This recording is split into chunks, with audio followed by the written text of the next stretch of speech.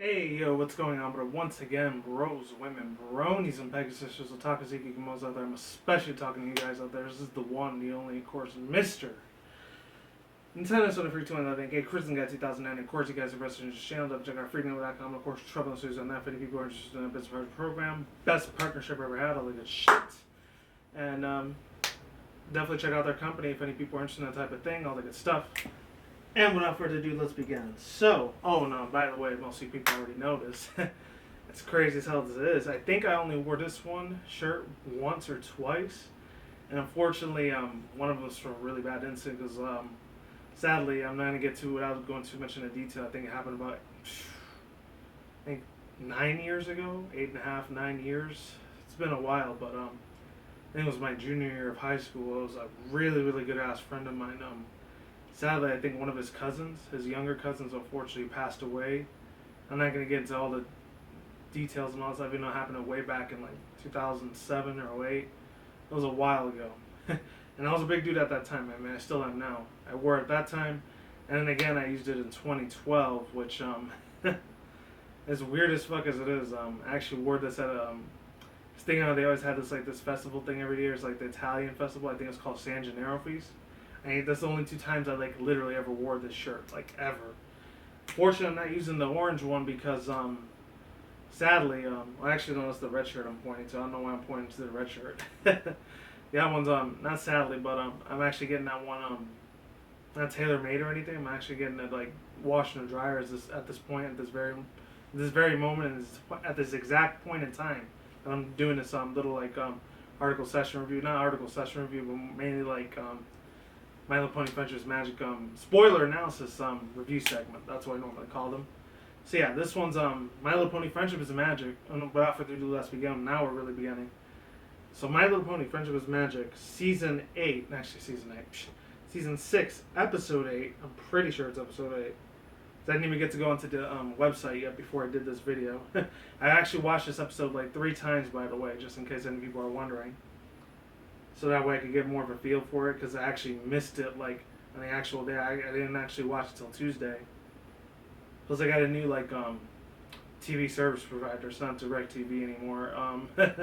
Not gonna tell you which one it is so you people don't stalk me, but it is what it is. Even though a lot of people barely watch TV anymore.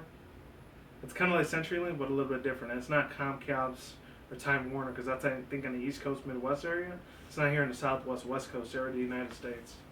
Something a little bit more different. Now, to be honest, y'all, I'll just tell you what it is. It's Dish Network. That's what I fucking got. So, yeah. Anyways, yeah, Season 6. So, My Little Pony, Friendship is Magic, Season 6. Episode, let's see, so that way I'm making it. It was Episode 8. Episode 8, A HearthsWarming Tale. And the only thing I told you about this before, because I'd actually uploaded both of those videos instead of just once, is that, actually has Kelly Sheridan playing the evil version of Starlight Glimmer again. That's the only thing that I knew about it, and that was it. So I had to watch this episode 3 times so just to make sure I didn't miss anything out. So yeah, anyways. Oh yeah, and since sadly Dish Network doesn't carry like Discovery Family, I had to actually, sad as fuck as it is, I actually got to watch it on the internet again like I used to before when I was first getting introduced to MLP FIM, because DirecTV was the only one I was carrying it before, but sadly they don't carry that service provider for Discovery Family. That's the one that they normally give it on. So I got to watch it either on live streams or I got to watch it somewhere on the internet. The one I usually watch it on is either kisscartoon.com or what was it called? I think it's Watch Tunes Online. That's the ones I got to go back to again.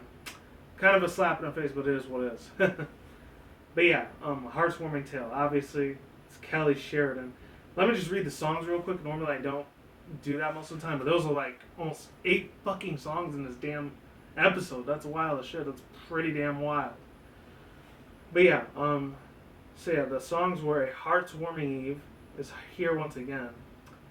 Say Goodbye to the Holiday. The Seeds of the Past, Part 1 and Part 2. Pinky's Present, Luna's Future, Hearthswarming Eve is here once again, rephrased. So yeah, shout out to everyone that made a production line and all that stuff. Any of those other things. Oh, and shout out to anyone that made fan art of the of the actual episode. shout out and credit and respectability and royalty and loyalty and all that stuff. It was all specifically towards them. I don't know none of the credit at all. I don't own HearthsWarming DHX or any of that shit, even though the fucking YouTube algorithm is gonna fucking copyright claim me again, but I don't give a shit. This is what it is. So here we go. So it's a summary. HearthsWarming Eve is here once again. The first, spoiler analysis, spoiler alert for the spoiler analysis review segment, in case people haven't seen the episode already, which I'm guessing most of you have, unless you're brand new to the Brony community, or you're just getting your feet wet and watch 1 or 2 of the episodes, but you're not like a real big giant hardcore addicted fan like I am. So here we go. So it says, the episode opens in Ponyville as ponies decorate the town and the castle of friendship for HearthsWarming Eve, while singing a merry tune. Fluttershy and Rainbow Dash oversee the delivery of snow clouds. Applejack distributes baked goods for everyone. Rarity makes decorative hats. And there is a general feeling of happiness all around. Twilight Sparkle is excited for Starlight Glimmers to celebrate her first HearthsWarming Eve in Ponyville. However, Starlight doesn't share her exact excitement and would rather just skip the holiday. She considers the day to be no different from any other holiday as quote-unquote just an excuse for silly songs and fun. Excuse me. When Twilight tries to explain the holidays of an importance, sorry, it's just real itchy here. I usually don't button all the way to tie to my neck. Now here we go. When Twilight tries to explain the holiday's importance, Starlight says she's already known the story of how the Earth Ponies, Pegasi, and Unicorns came together into vanquishing the Wendigos. So Twilight decides to read her a different story. Her favorite holiday is titled A HearthsWarming Tale. A HearthsWarming Tale tells the story of Snowfall Frost, a powerful yet bitter unicorn who hates HearthsWarming Eve and the values of studying both magic and above everything else. Oh, and apologies if I have to do a 2-part video, just putting it out there. Just throwing out little bits and pieces of information just in case I have to split this video into 2 parts. Let's keep continuing. She lives alone in her candlelock home, applying to her knowledge to the betterment of Equestria, and her only company is her loyal assistant Snow Dash. Viewing HearthsWarming Eve as a menace, so quote unquote, Snowfall Frost doubts that the holiday's origins and believes that the singing songs and being nice is a waste of time. After she unwittingly, excuses Snow Dash to leave early and enjoys the holidays with her friends, Snowfall voices her disgust and desires to skip HearthsWarming Eve altogether. As she sings "Say Goodbye to the Holiday," Snowfall gathers the ingredients and prepares a magic spell to erase the holiday from existence. The seeds of the past. When Starlight Glimmer questions Snowfall Frost's reason for her actions, Twilight says that they will find out what they are if they keep reading. Just before Snowfall Frost casts her spell to erase HearthsWarming Eve, her actions draw together attention of the spirit of the HearthsWarming past. The spirit expresses her opinions on Snowfall's spell by taking her on a trip back in time. She explains through song that every choice one makes in life has its consequences, no matter how small. In the past, Snowfall sees her younger self, bright-eyed and happy to be celebrating HearthsWarming Eve. However, with the magic instructor, Professor Flintheart, finds her decorating. I just got that quote just now. I didn't even notice it the first 3 times I even saw this episode. That's pretty damn cool. Very funny ass reference, by the way. Professor Snape reference from Harry Potter. I was going to say that at the end of the video, but I still wanted to say it now while it's fresh in my mind. Let's keep it moving. Finds her decorating to the classroom. He voices his dispute and tells Snowfall that if she wants to become a powerful unicorn, she must cast aside all notions of fun and focus solely on hard work and studying. Shaken by Flintheart's harsh truths, Snowfall takes these advantages and charges her point of view. Thus, Snowfall sowing the seeds that cause her to grow up to the pony she is now. I gotta take this drink really quick. Once again, forgot to refill it up. Actually, I was just thinking about it when I always get these water gallons all the time with my roommates. Totally forgot to get it, so I'm about to run out there for another hour or two to get these things again. Not these cups, like the big giant 4-gallons. If you live on the West Coast, Southwest area of the United States, you know what I'm talking about. Alright, let's keep continuing on with this little, wiki article. Pinky's present. Upon returning to her house, Snowfall is then visited by the spirit of heartwarming presence, who explains to her that the thoughtfulness comes from the exchanging gifts with others. She takes Snowfall on a tour through the present-day canner lot and shows her all the presents that the present has to offer. At Snow Dash's home, Snowfall sees a present being enjoyed in everyone in town. She also overhears Snow Dash and her friends talking about her behind her back and criticizing her motives. As the ponies inside enjoy the party, the spirits of heartwarming presents remark to the Snowfall that this is the last heartwarming eve every party that Equestria will ever have. Before Snowfall can ask what she might means about this, the spirit vanishes. Luna's future. This is actually a big giant fanboy thing for me because I'm going to get to it in a minute, but you already know how much I absolutely adore Pinkie Pie and Princess Luna. Hands down one of the best ponies fucking of all time. Just saying, just putting it out there. You'll know in a minute after I'm done with this article, wiki session reading. Luna's future. Suddenly surrounded by snow and fog, Snowfall encounters the spirit of heartwarming eve yet to come. Snowfall believes that the spirit intends to show her a future heartwarming eve, but the spirit says that there are no more heartwarming eves to show. In this future I gotta itch my leg. In this future in which Snowfall, I keep wanting to say Snowfall Frost succeeds in the erasing of heartwarming eve from existence, Equestria is blanketed with a deep snow and plagued with wendigos. Realizing the cold nightmare of the future that she could potentially create, Snowfall Frost finally understands the holiday's importance and pleads with the spirits that the event can yet be altered. Snowfall is returned to her home once again, and she sees that there is still time for her to change the future.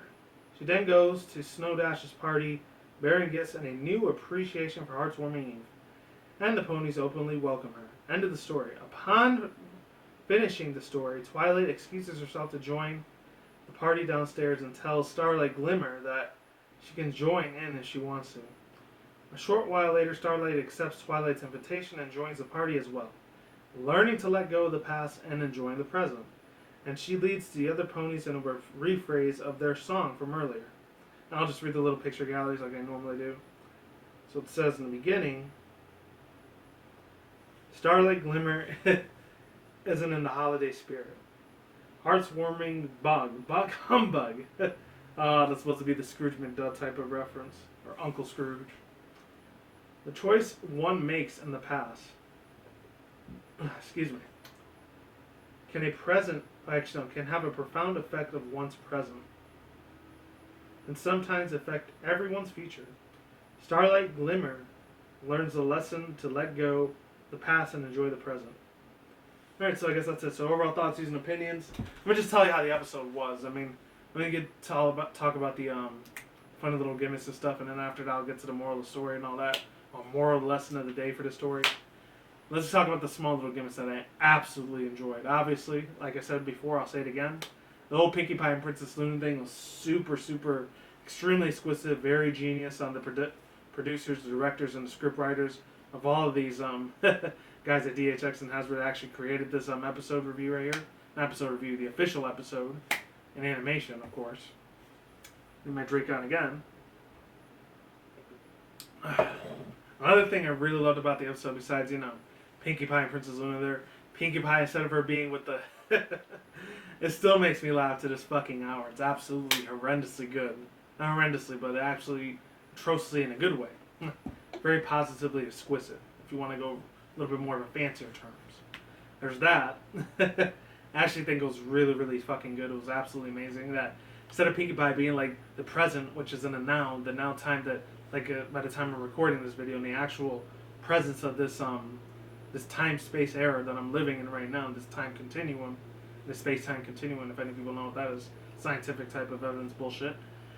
But with that excluding that aside, I actually do love the part where what was it called? I'm trying to remember what the name was. But yeah, where Pinkie Pie, instead of her being like the spirit or entity, a ghost, or weird ass ET alien looking thing of Pinkie Pie being, instead of her being like the spirit of the present, which is a formality of like the time space time continuum, like live action present things, whatever, like live broadcasting, like people use Twitch TV, or some people barely even use it anymore, probably use Stream or YouTube Gaming or any of those other things, or Blib TV if anyone barely even uses that thing, or that god awful site which I had to do a couple of reactions for the episodes, Daily Motion. There was that. She was actually the spirit of presence. She was in charge of gifts and toys. And dare I fucking say it, food and candy and cakes. All over the damn place. It was like literally that whole little segment right there, that whole little tidbit of her showing up for 4 to 6 minutes was actually good. I loved the crap out of the song. It was absolutely amazing. The beginning and the ending one was kind of like cliche cut and paste type of thing where you would expect from a holiday episode, which is kind of weird because we're barely almost in June, and a lot of people make that pop culture references, especially live over here in the United States, in America, in North America, or whatever you want to call this country, or the States. That's what most people call it. I know in the UK they call it that all the time. What was it called? I know they had that little pop culture reference called Christmas in July, but we're getting into like mid-late May instead. Should have made it in June, so it'll be a little bit more closer. But it is what it is. I digress. I'm not one of the directors or producers or CEO projectionists or whatever out there. Or the script writers or the overworld builders or any of those guys. But anyways, as far as that little scenario pops, or as far as that little topic goes, as far as her being Pinkie Pie, her being her crazy little nutty, insanely wild and like unexpected loose cannon like she normally is, in a very, very funny, safe, positive way. It was Princess Luna. Obviously, the one that was in there, I didn't care for much for is the Christmas Spirit of the Past, which was Applejack. I didn't really give a shit about her too much. Sorry for the AJ fans. I'm just saying, putting it out there. But I did like what they did with her ponytails. That was cool. They actually made her, like, her main hairstyle look a little bit different. Which, I can appreciate that for the developer artists that work for DHX and all that for making that part of the episode there. So there's that. Another part that I really, really absolutely enjoyed was the part that, the fact that, oh man, Princess fucking Luna, damn, freaking ass was absolutely awesome. I'm not gonna lie. What was it I loved about her? No, she had this really grim, dark, senile, very extremely negative, like, kind of in a sort of way, like Grim Reaperish, demonic type of like setting that they were putting her in. The only difference is that, wow. She actually looks a lot more, even though she looked menacing, she actually looked pretty much like a badass, awesome beast of a pony. She really did. She looks like she was going back into that Nightmare Moon type of animation. The only difference was she didn't have the giant golden crest like she normally has that's on her chest most of the time. And she didn't have her little like crown that she usually has. I think she had something else. She had just big giant scarves and a huge giant hood. You could barely even see her face. She was her being the absolutely amazing role. Shout out to Tabitha St. Germain, by the way, that did the absolutely amazing, epic, awesome, exclusively badass as fuck. Or AF. I know a lot of little millennials love saying that shit. That's like cool kids like saying, quote unquote, nowadays. They absolutely did a spectacular, amazing job. And a very well, fantastic, awesome, tacular, amazing, beautiful, well put together job on Princess Luna's behalf for making her do it. For actually not having Tabitha St. Germain sing that really cool ass song at the end, which I had to look at that. I had to Google search that immediately right now because I know it was on here before. Let's see. I don't know if it was the Seeds of the Past or Luna's Future. I think it was Luna's Future. That's what it was. That Luna's Future song was absolutely insane. And I know I actually watched a little episode review for her. I know she does a lot of funny ass, crazy cultural references. I know she has like a whole team of 20, 30 people that help her out with those videos most of the time because that's the reason she almost has 200,000 subs, obviously.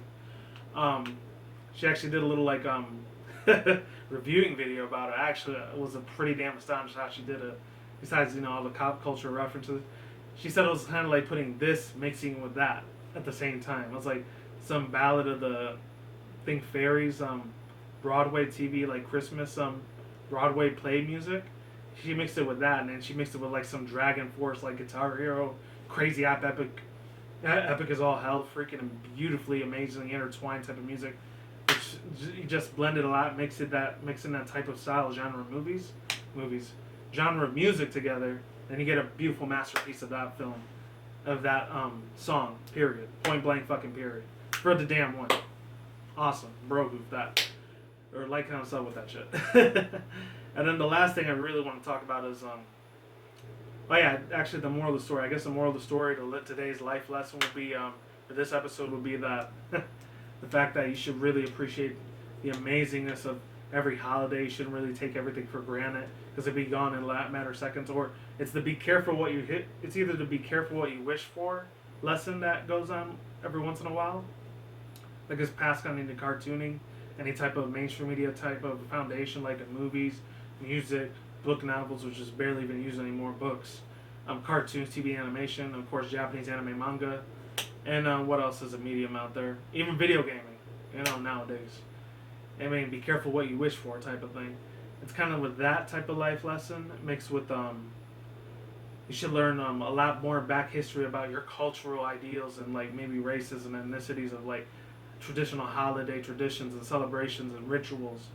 Not evil satanic rituals, I'm just saying. Really good positive ones. Or stuff based on religion and all that, I guess it's kind of like that type of moral of the story type of aspect they're really trying to bring home, the writers. That could be possibly it. It could be something else. I don't know. Treasure the moments, cherish your moments with your friends and family and your loved ones that you care about the most. Even if they're not officially blood related to you, you still see them as family nonetheless. Especially for kids that are adopted.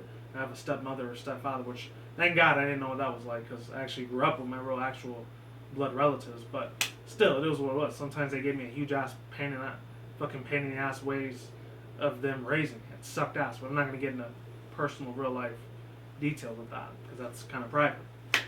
But that's pretty much all I have to say about this episode. Oh, and of course, all the little gimmicks. I really like the part where Tara Strong actually attempted to do that one little part where Pinkie Pie sings.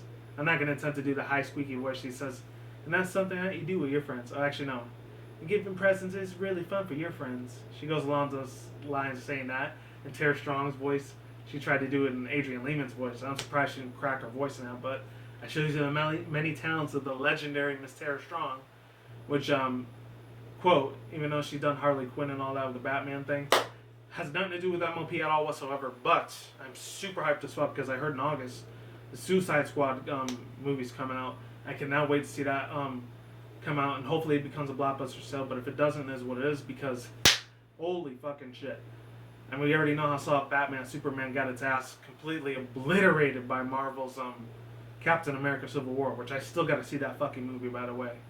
I'm probably going to see it tomorrow, Saturday, because it's been out for like 3 weeks already. But yeah, that's pretty much it. Oh yeah, and the other little gimmicks, I really like the part where Applejack shows her the pass of time. It's felt like almost like a season like finale in a way, in a sort of way, because they had like 6 to 8 different damn songs in there. I wonder if that means they're probably going to be off for about 3-4 weeks. That My Little Pony Friendship Magic, like Hasbro and DHX, so they decide to hold it back for 3 weeks, maybe a month or two. So they're going to come back in mid-late June or early July, so that way they can extend their seasonal progression of the show. I don't know. That might have been the reason why they put so many songs into that thing. I wouldn't be surprised there's no new episode tomorrow because I'm doing this Friday night, as you can clearly see. And then a couple other things. I really love how the animators did that whole thing when Applejack, the spirit of the past, she actually brought what's it called? Starlight Glimmer, aka Snowfall Frost. She brought her back to the past of her childhood. I love how the tree goes from big to small. It just reshrinks itself in his eyes. So the animators looks like they had a field day and a really fun ass, beautiful, amazing time. And with this episode, of course, Derpy Hoops was there. She was actually the little star tree, and that was cute and adorable as fuck. Absolutely awesome. Shout out to the animators for putting her in there. And they actually even showed, for all the Rainbow Dash fans, they actually showed Rainbow Dash's father that was there in the background. That was absolutely wild. And I know there's a pony YouTuber out there, or brony, I don't know if you want to call him that. I think his name's Minty Root. I actually thought he was a girl the whole time. I actually found he was a dude, and that blew my mind a little bit, but I guess the character OC, it is what it is. Some of them. I'm not trying to discriminate or judge on them, it's because, you know, in any fan base, it's okay if, like, there are, you know, any homosexuals or gay people or bisexuals out there.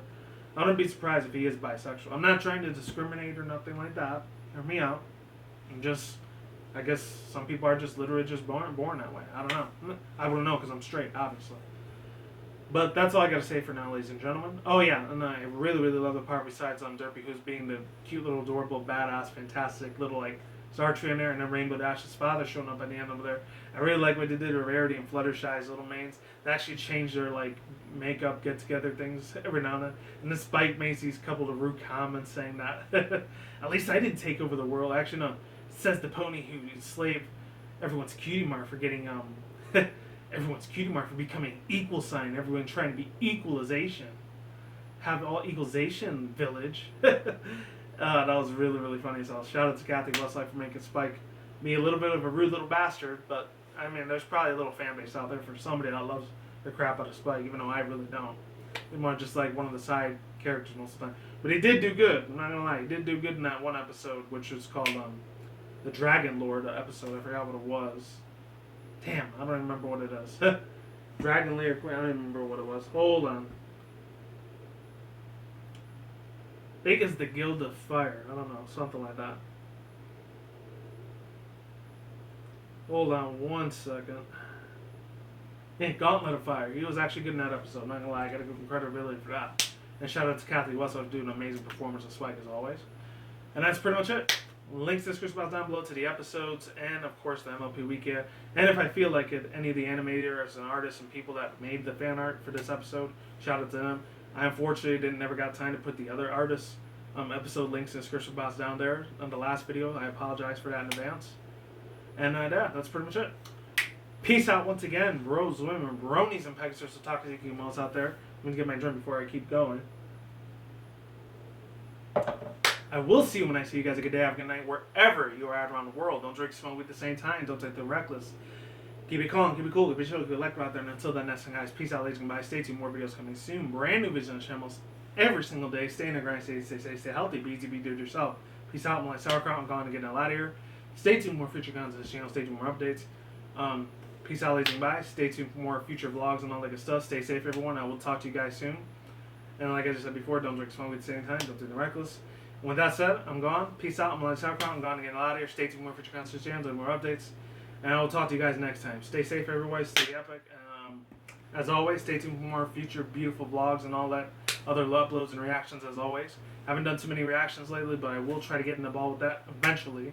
And I still got to get this haircut. So first thing tomorrow, I might get that haircut. Because I've been saving a crap ton of money for other stuff. Deuces, I'm gone. And see you guys next time. Late and goodbye. See you later. Peace.